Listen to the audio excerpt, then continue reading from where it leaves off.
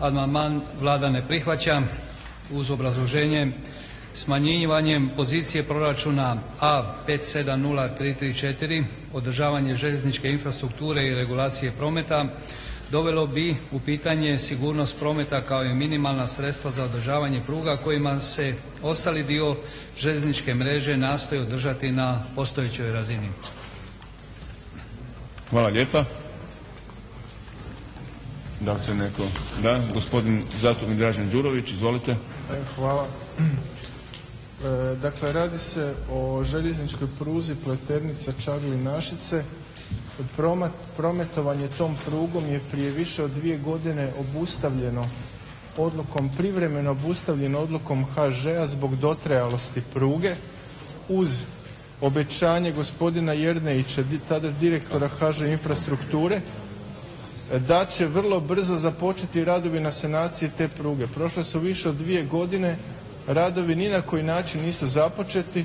U međuvremenu se dodatno devastira oprema na toj željezničkoj pruzi.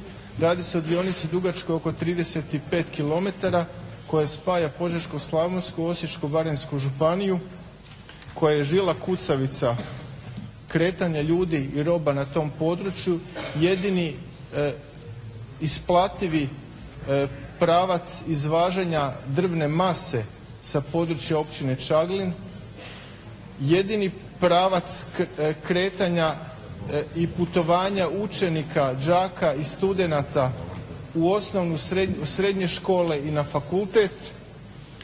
Postoji konsenzus također javno izrečen i svih političkih snaga i društvenih i cijele javnosti u Požeško-slavonskoj županiji, uključujući koja podupire i traži svakako uspostavu ponovo obnove te pruge.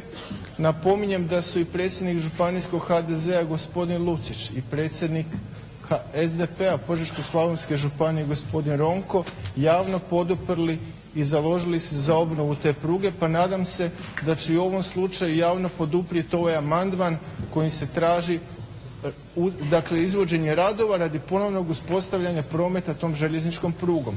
Naravno, ovdje se upravo radi o uzimanju sredstava sa stavke koja se odnosi na održavanje infrastrukture. Ovdje se radi upravo o zahvatu na održavanju i rekonstrukciji infrastrukture. Prema tome ne vidim što bi se poremetilo. Molim glasovanje.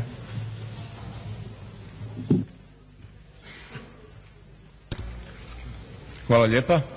Molim da se izjasnimo o amandmanu pod rednim brojem 41. Tko je za? Hvala. Nije dobio potrebnu većinu, nije prihvaćen.